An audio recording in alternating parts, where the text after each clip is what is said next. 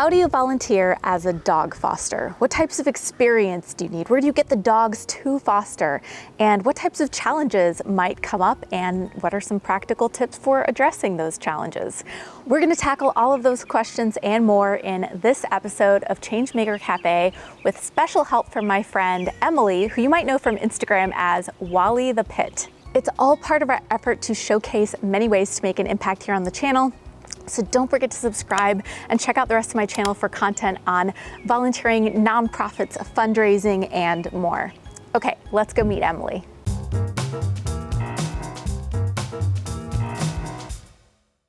Emily, AKA Wally the Pit. How did you get started with dog fostering? I first adopted my dog Wally about 7 years ago, and I just fell in love with bully breeds, and I started volunteering at my local shelter as a dog walker and just found such a need to get dogs out of the shelter environment to make them more adoptable. And so I had a few friends on Instagram that were fostering, and so I decided to just give it a shot, and I never looked back. There's so many ways to help animals. So why is fostering important? And are there certain types of dogs that are harder to get into homes? Yeah, so typically when you foster dogs, you take dogs from the shelter environment that either need medical care or they're too young to be in the shelter, or they might just need to get into a home to become more adoptable. So we try to take the dogs that are maybe looked over or need a little extra help and just get them all fixed up and more adoptable, ready to go to their forever home. What does more adoptable mean? More adoptable might be just like giving them skills like in a home, like crate training, potty training, teaching them to be more socialized, getting them out and about in the world, and just teaching them skills that makes them better suited for a home environment. So many times like dogs in the shelter are just sitting in a kennel like most of the day, and so they're not building up any of those skills. So when you get them into a foster home, you're able to teach them those things, and it makes them more adoptable.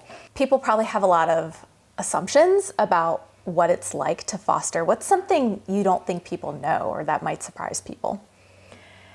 One of the biggest comments I always get online is people saying, I could never foster because I would just end up with 20 dogs in my house.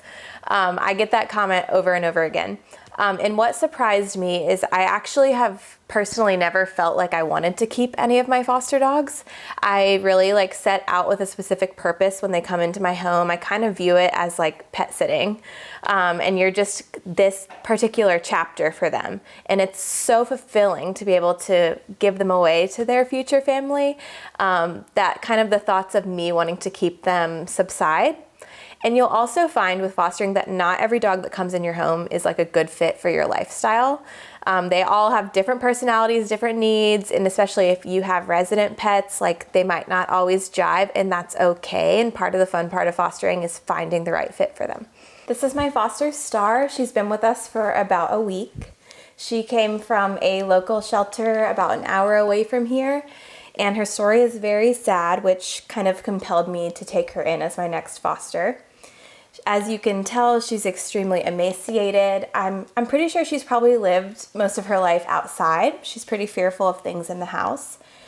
And she was found actually actively being dumped over a bridge by her previous owners, which I cannot fathom how people can treat animals that way. But luckily someone intervened and brought her into the shelter, and now she is here with us. She does have heartworms, and so we're first working on getting her to gain a little bit of weight, and then from there we will start her heartworm treatment and then eventually get her spayed before she's able to go to her forever home. Some people might be wondering if fostering is for them. So talk a little bit about, do you need certain skills, or do you need to be in a certain kind of house or environment, or do you need to have experience with dogs already? I think having experience with dogs is helpful, but it's not required. We have fosters in our organization that live in apartments, townhomes, houses with and without fenced-in yards, and I just think any environment is better than the shelter environment, and so you really don't need a lot of experience to become a foster. The other really cool thing about being involved with a rescue is we have so many people in place to support fosters. So typically you'll be assigned like a coordinator of some sort that will be like your support person. So if you are a first-time dog owner, a first-time foster, and you have no clue what you're doing, you have people there to support you and give you step-by-step instructions how to respond to different situations and to support you through it. Like a little dog mentor. Exactly. And that's what I do in the rescue. And I love that aspect of it as well. So you're the mentor? Mm-hmm. Yes. Oh. Yep. I have like maybe 10 or 12 fosters on my team. So I foster dogs, but then I also mentor other fosters who have dogs as well, help them get the supplies that they need, help them with basic dog questions throughout the day, schedule vet appointments, and also help them with adoptions. There you go. You can build those leadership skills when you foster too. Add that to the resume. So if someone wants to be a dog foster, what are the actual steps to do that? So I think the first step would be deciding if you want to foster through a shelter or if you want to foster through a rescue, because both have needs for fosters. I can't speak to the organization of fostering through a shelter, but with a rescue, the first step would be to just reach out and apply on their website. And sometimes it might take a little bit to hear back because rescues are mostly volunteer based. And so sometimes these things take time, but you will get a response from someone eventually. Usually there is like a little bit of an online training that you have to go through, and then you'll become a foster. And with our rescue, you will be assigned a foster coordinator, which is like what I do. They help you get all of the supplies that you need prior to a dog coming into your home, and then make sure all of your questions are answered before you get your first foster. So when you're getting prepared, so you've just been assigned your first foster pet, how are you preparing your home environment or even your schedule in advance of them coming? So there's probably a few different factors that impact how you prepare. The first would be the age of the dog that you're getting. So if you're getting a foster puppy, I always suggest having like a pen, definitely a crate, and puppy pads maybe for a puppy. And then depending on the age of the dog, you might need different enrichment type activities. Like for an adult dog, they need a lot of downtime in the beginning. So they might need like Kongs or lick mats or bones to kind of keep them like calm and settled. But I would definitely find a quiet space in your house where the dog can kind of have some space to decompress when they first come in. Get like a nice crate area set up for them, food and water bowls, obviously. But I think decompression is the most important part when you welcome home a new dog. How long does it usually take a dog to decompress? It totally depends on the dog. With adult dogs, our rescue usually does like a strict 2-week decompression. And what that means is we give the dog a lot of time to themselves to just kind of relax and observe their environment. We try not to introduce them to new pets or new people within that time because they are nervous, they don't know us, and so dogs can act out of character when they're feeling that way. And from there, then we kind of broaden their world and Just start like people. Exactly. Yeah, exactly. I want 2 weeks to decompress. Yeah. Okay, so what's a typical day in the life of Emily, the dog foster mom? Yep. So when I have a foster, I do force myself to set my alarm a little bit earlier because I do work out of the house as a teacher. So if you work a full-time job, you can still foster. I tell myself it's better that they are here than in a shelter environment. So I will wake up a few hours before I have to leave for work and give the dog some time out of the crate. You know, I have a personal dog, so I will feed them both, take them both outside, and then my foster is in the crate during the day when I'm at work. Once I get home from work, then I make sure we do a lot of like exercise and enrichment that's fulfilling for them since they've spent a lot of the time in the crate. So that might look like, you know, a walk outside or like a fun game to play like with their kibble while they're eating and just spending time with them in the evenings. And then I will add as well, like throughout the week, some of your other responsibilities as a foster might be taking the dog to like vet appointments. So when we first get a new dog, you might have more appointments in the beginning and then that kind of eases off. And then also as a foster, your organization might have adoption events. And so that's always a good opportunity if your dog is comfortable in public to take them to adoption events to get more exposure. Now you had a fun experience with the vet recently. Oh, yes. Didn't you? Oh, yes, we did. It's always an adventure. So my new foster I just picked up earlier this week is very hungry. She is very emaciated. So we, hadn't learned her quirks yet. And day one, we opened up our freezer and she stole a popsicle right off the shelf and swallowed it whole. And so whole, plastic. No chewing, no time for us to grab it. So day two that I had her, we were at the vet trying to get her to get that out. So as a foster, you might have to be ready for emergency situations and just kind of be flexible.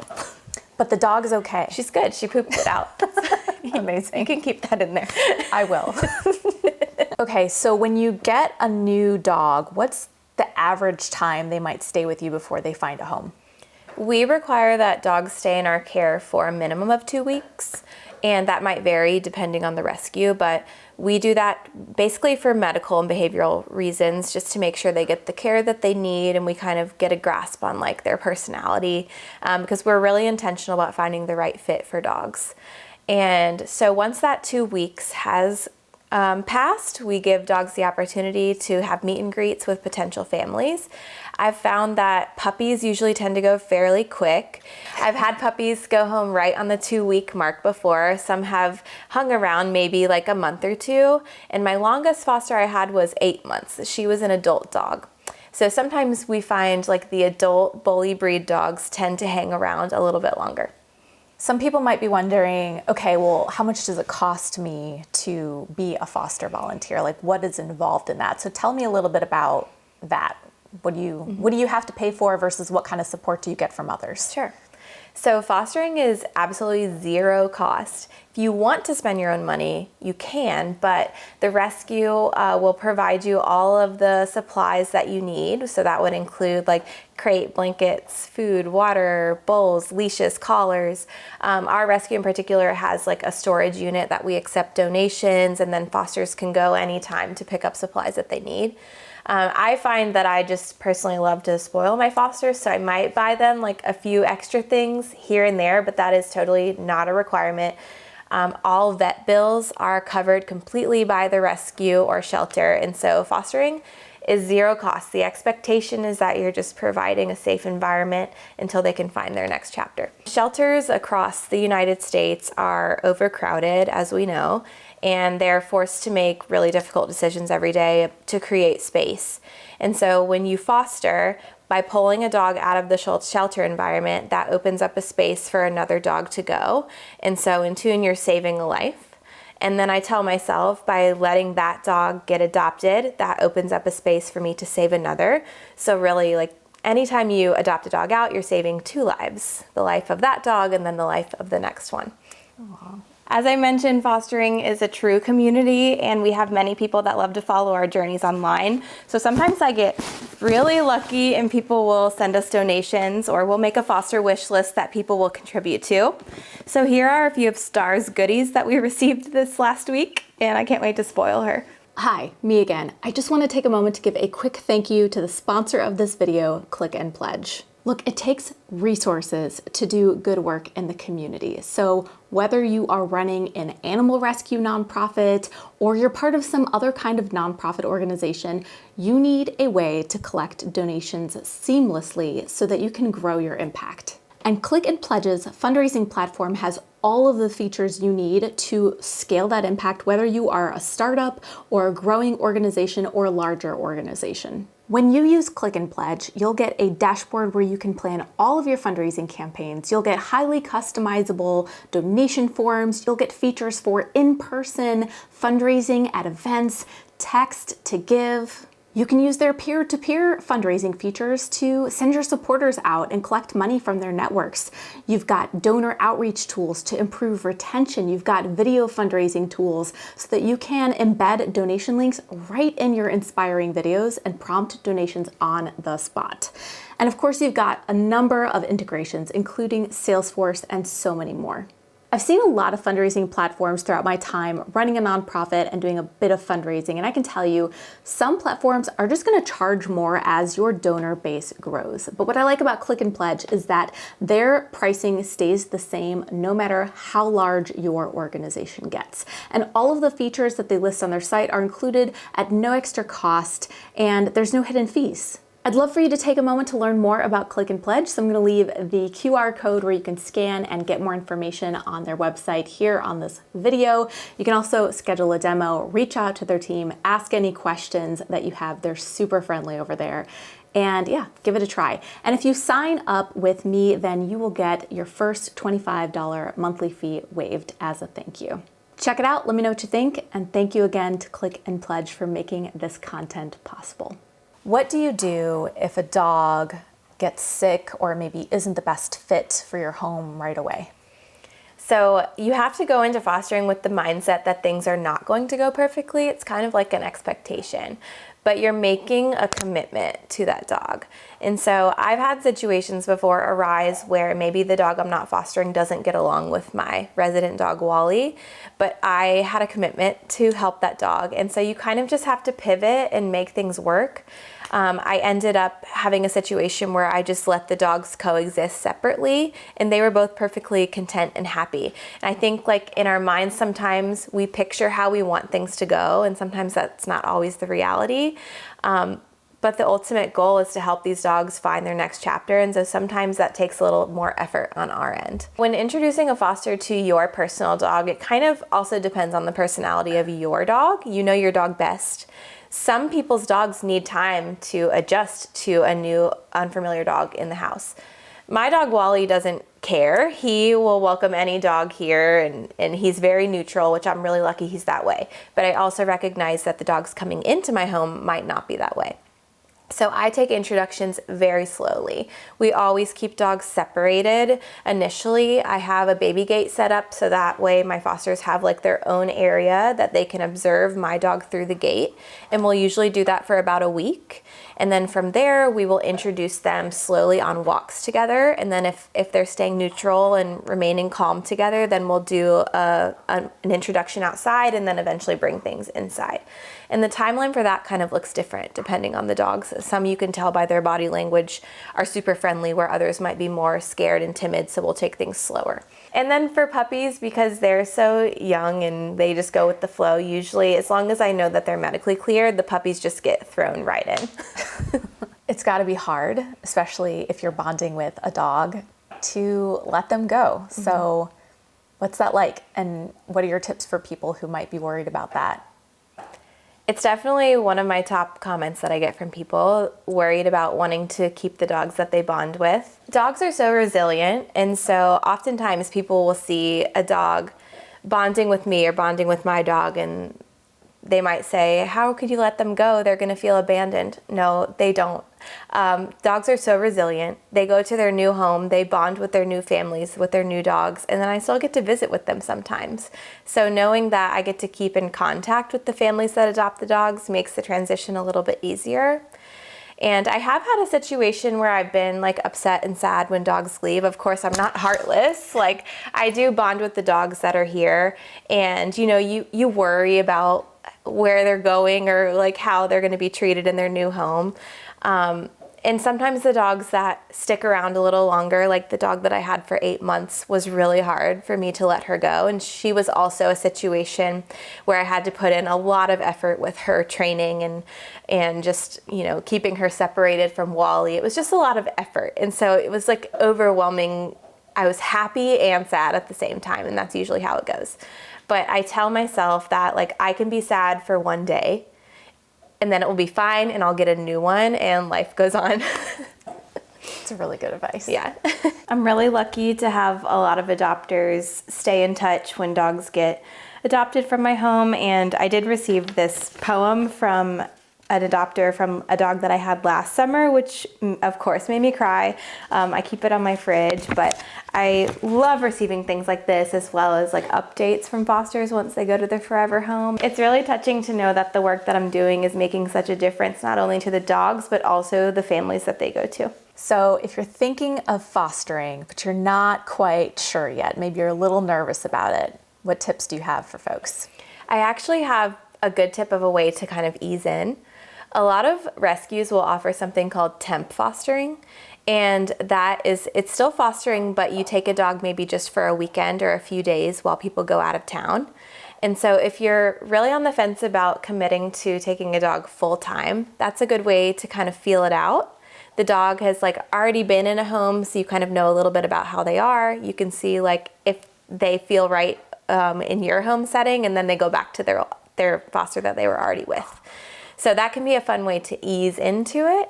And then I would also say, like, you're not going to be alone. You're going to be supportive. If you want to jump right in as a full-time foster, especially if you work with a rescue, you're going to have a whole team of people that have been doing this for a long time that can answer all your questions and help you through it. And that's what I love personally about the rescue that I'm with, is I've made some amazing friendships through becoming a foster. I've met people that I would have never otherwise met who are now like amazing friends to me. And so I just think like the dog rescue community as a whole is amazing and supportive and uplifting. And I just couldn't recommend it more. Yay! All right, what do you think? Are you sold on volunteering as a dog foster? I'd love to hear everything you thought about Emily's story and the tips that she gave. So share your thoughts in the comments below, and don't forget you can always get more resources on this topic and others on our website, changemakercafe.com. Don't forget to subscribe to the channel and never hesitate to let us know what issues or topics you wish we'd cover next. I'm Amber Melanie Smith, and I'll see you next time. Bye.